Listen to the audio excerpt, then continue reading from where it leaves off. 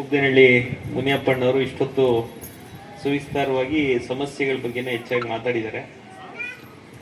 ಅವ್ರ ವಿಷಯ ಹೇಳಿದ್ದಂಥದ್ದು ನಾನೇ ಮಂಗಳವಾರ ಡೇಟ್ ಕೊಟ್ಟಿದ್ದು, ಈಗ ಮುಂಚೆನೇ ಹೋದ ವಾರ ಒಂದು ಡೇಟ್ ಕೊಟ್ಟಿದ್ದೆ, ಸೆಷನ್ ಬಂತು 31ರವರೆಗೂ ಅಧಿವೇಶನ ಕರೆದಿದ್ರು. 31 ಇದ್ದಿದ್ದು ನಾಳೆ 4ನೇ ತಾರೀಕುವರೆಗೂ ವಿಸ್ತೀರ್ಣ ಮಾಡಿದ್ರು.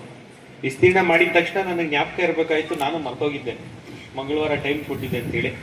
ಆದರೂ ಸಮಯ ಕೊಟ್ಟಿದ್ದೆ. ಇವತ್ತು ಅಹೋರಾತ್ರಿ ಧರಣಿ ವಿಧಾನಸೌಧದಲ್ಲಿ ಭಾರತೀಯ ಜನತಾ ಪಾರ್ಟಿಯ 64 ಜನ ಶಾಸಕರು ಅಲ್ಲೇ ಮಲಗಿ ಅಲ್ಲೇ ಸರ್ಕಾರದ ನಡೆಯ ವಿರುದ್ಧ ಪ್ರತಿಭಟನೆ ಮಾಡುವಂತ ಕಾರ್ಯಕ್ರಮದಲ್ಲಿ ಬೆಳಗ್ಗೆಯಿಂದ ಫೋನ್ಗಳು ಮಾಡಿ ಚೆನ್ನಾಗಿ ಬೈತಾ ಇದ್ದಾರೆ ನನ್ನಂತೂ. ಎಲ್ಲಿ ಯುವ ಮೋರ್ಚಾ ಅಧ್ಯಕ್ಷ ಬೇರೆ ನೀನು ಇಲ್ಲಿಲ್ಲ, ಪ್ರತಿಭಟನೆ ಮಾಡೋ ಟೈಮಲ್ಲಿ ನೀನಿಲ್ಲ ಅಂತ ಹೇಳಿ ನಮ್ಮ ನಾಯಕರು ಫೋನ್ ಮಾಡ್ತಾನೆ ಅವ್ರೆ. ಆದರೆ ಇವತ್ತು ವೆಂಕಟರಮಣ ಸ್ವಾಮಿ ಜಾತ್ರೆ ತೇರು ಟೌನಲ್ಲಿ, ತೇರಿಗೆ ಇರಲೇಬೇಕಿತ್ತು. ಹಾಗಾಗಿ ತೇರನ್ನ ಮುಗಿಸ್ಕೊಂಡು ಕಳೆದ ವರ್ಷನೂ ಫೆಬ್ರವರಿ 13ನೇ ತಾರೀಕು ತೇರು, 14ನೇ ತಾರೀಕು ನನ್ನ ತಮ್ಮನ ಮದುವೆ.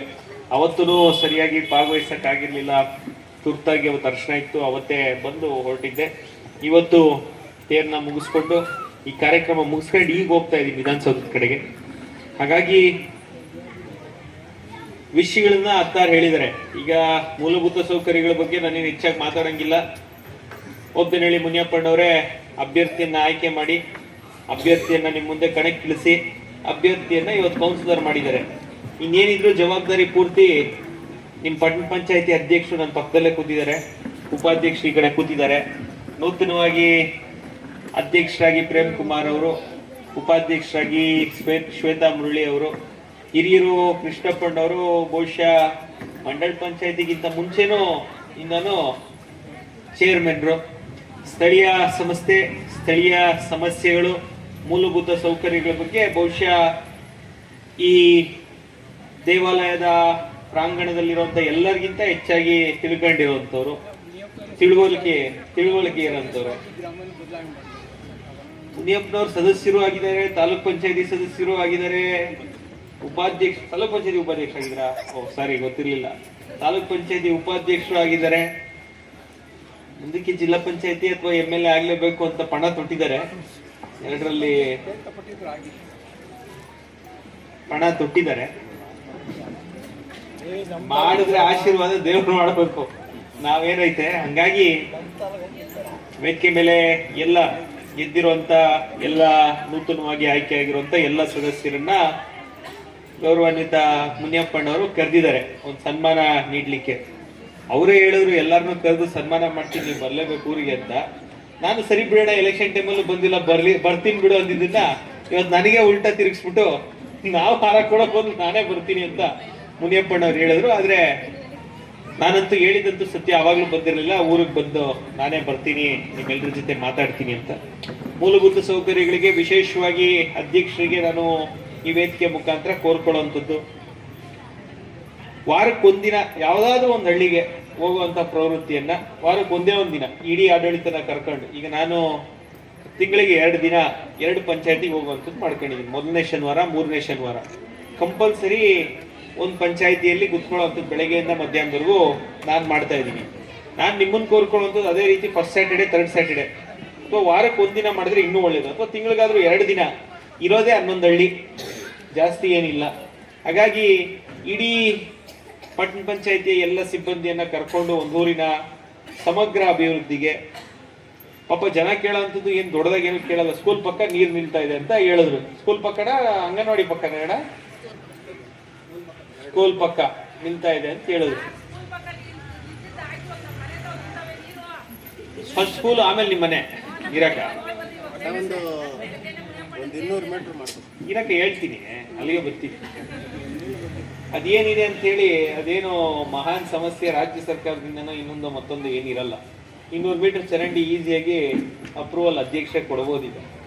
ಶಕ್ತಿ ನಿಮ್ಮ ಕೈಯಲ್ಲೇ ಇದೆ, ನನಗಿಂತ ಹೆಚ್ಚಿನ ಶಕ್ತಿ ಇದೆ ನಿಮ್ಮ ಪಂಚಾಯತಿಗೆ.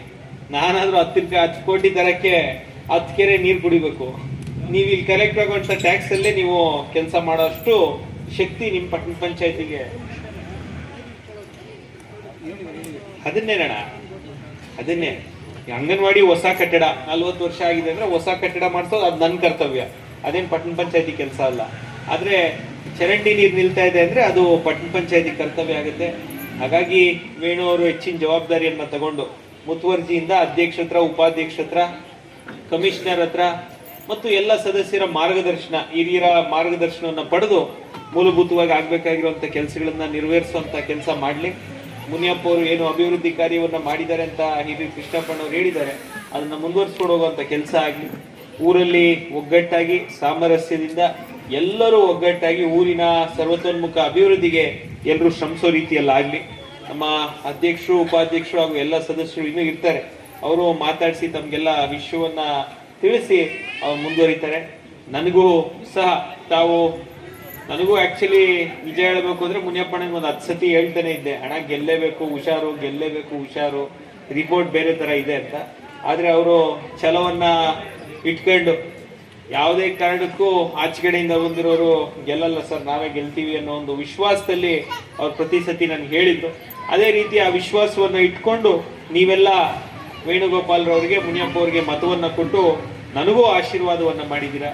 ನಮ್ಮ ಏನು 15 ಜನ ಗೆದ್ದಿರೋ ಅಂಥವ್ರಲ್ಲ, ಇವತ್ತು ಅಧ್ಯಕ್ಷರು 19 ಅವ್ರದ್ದು ಸೇರಿ 15 ಜನ, ಬಹುಶಃ ಒಂದು ರಾಜೀನಾಮೆ ಕೊಟ್ಟಿರೋದ್ರಿಂದ 15 ಜನ ಪಟ್ಟಣ ಪಂಚಾಯತಿ ಸದಸ್ಯರನ್ನ ಒಗ್ಗಟ್ಟಾಗಿ ತಗೊಂಡೋಗಿ 11 ಗ್ರಾಮಗಳ ಸಮಗ್ರ ಅಭಿವೃದ್ಧಿ. ಯಾಕಂದ್ರೆ ಯಾವುದೇ ಗ್ರಾಮನ ನಿರ್ಲಕ್ಷ್ಯ ಯಾವುದೇ ಪ್ರಮೇಯ ನಮ್ಗಿಲ್ಲ.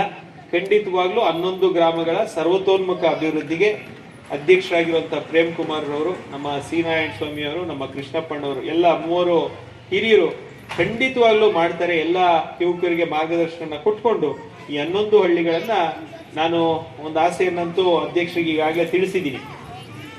ಬಾಶೆಟ್ಟಹಳ್ಳಿ ಪಂಚಾಯಿತಿ ಇಡೀ ದೇಶದಲ್ಲಿ ಪ್ರಶಸ್ತಿಯನ್ನ ತಗೊಂಡಿತು, ರಾಷ್ಟ್ರ ಮಟ್ಟದ ಪ್ರಶಸ್ತಿ. ಬಾಶೆಟ್ಟಹಳ್ಳಿಯ ಶಾಲೆ ಪ್ರಶಸ್ತಿ ತಗೊಂಡಿದೆ. ಇವತ್ತು ಬಾಶೆಟ್ಟಹಳ್ಳಿಯಲ್ಲಿ PU ಕಾಲೇಜು ಪ್ರಶಸ್ತಿ ತಗೊಳುತ್ತೆ. ಆ ರೀತಿ ಎಜುಕೇಶನ್ ಅನ್ನ ಅಲ್ಲಿ ನಡೆಸ್ತಾರೆ. ಆದ್ರೆ ಪಟ್ಟಣ ಪಂಚಾಯಿತಿ ಇಡೀ ನಮ್ಮ ರಾಜ್ಯಕ್ಕೆ, ಇಡೀ ನಮ್ಮ ದೇಶಕ್ಕೆ ಮಾದರಿ ಪಟ್ಟಣ ಪಂಚಾಯಿತಿಯಾಗಿ ನೆರವೇರಬೇಕು ಅನ್ನೋ ಒಂದು ಆಸೆಯನ್ನ ನಾನು ಈಗಾಗಲೇ ಅಧ್ಯಕ್ಷರಿಗೆ ತಿಳಿಸಿದ್ದೀನಿ. ಖಂಡಿತವಾಗ್ಲೂ ಅದೇ ನಿಟ್ಟಿನಲ್ಲಿ ಅವರು ಕಾರ್ಯಪ್ರವೃತ್ತರಾಗಿ ಆಕ್ಟಿವ್ ಆಗಿ ಫುಲ್ ಟೈಮು, ಮದುವೆ ಒಂದಿದೆ, ಮದುವೆ ಮುಗಿಸ್ಕೊಂಡು ಈ ತಿಂಗಳು ಇನ್ ಪೂರ್ತಿ ಸಮಯವನ್ನ ಸಂಪೂರ್ಣವಾಗಿ ಪಟ್ಟಣ ಪಂಚಾಯಿತಿಯ ಸಮಗ್ರ ಅಭಿವೃದ್ಧಿಗೆ ಪ್ರೇಮ್ ಕುಮಾರ್ ಅವರು ನೀಡ್ತಾರೆ ಅನ್ನೋ ಒಂದು ಭರವಸೆಯನ್ನ ತಮ್ಮೆಲ್ಲರಿಗೂ ಕೊಡ್ತಾ, ನಿಮ್ಮೆಲ್ಲರ ಆಶೀರ್ವಾದ ಇದೇ ರೀತಿ ಇರಲಿ. ಮುಂದಿನ ಎಲ್ಲಾ ಚುನಾವಣೆಗಳಲ್ಲೂ ನಮ್ಮ ಜೊತೆ ಇರಿ. ನೀವು ಚುನಾವಣೆ ಸಮಯದಲ್ಲಿ ಕೊಡುವಂತಹ ನಮಗೇನು ಕೂಲಿಯನ್ನ ಕೊಡ್ತೀರಾ, ಆ ನಿಟ್ಟಿನಲ್ಲಿ ನಾವು 5 ವರ್ಷ ಕೆಲಸ ಮಾಡುವಂಥದ್ದು ನಮ್ಮ ಕರ್ತವ್ಯ ಆಗಿರುತ್ತೆ. ಆ ಕೆಲಸವನ್ನ ಪ್ರಾಮಾಣಿಕವಾಗಿ ಮಾಡ್ಕೊಂಡು ಹೋಗ್ತೀವಿ ಅಂತ ದೇವರ ಸನ್ನಿಧಿಯಲ್ಲಿ ತಮ್ಮೆಲ್ಲರಿಗೂ ಮಾತನ್ನ ಕೊಡ್ತಾ ಎಲ್ಲರಿಗೂ ಧನ್ಯವಾದಗಳನ್ನು ಸಲ್ಲಿಸಿ ಎಲ್ರಿಗೂ ಒಳ್ಳೇದಾಗಲಿ ಅಂತ ಹೇಳಿ ನನ್ನ ಮಾತನ್ನ ಮುಗಿಸ್ತೀನಿ.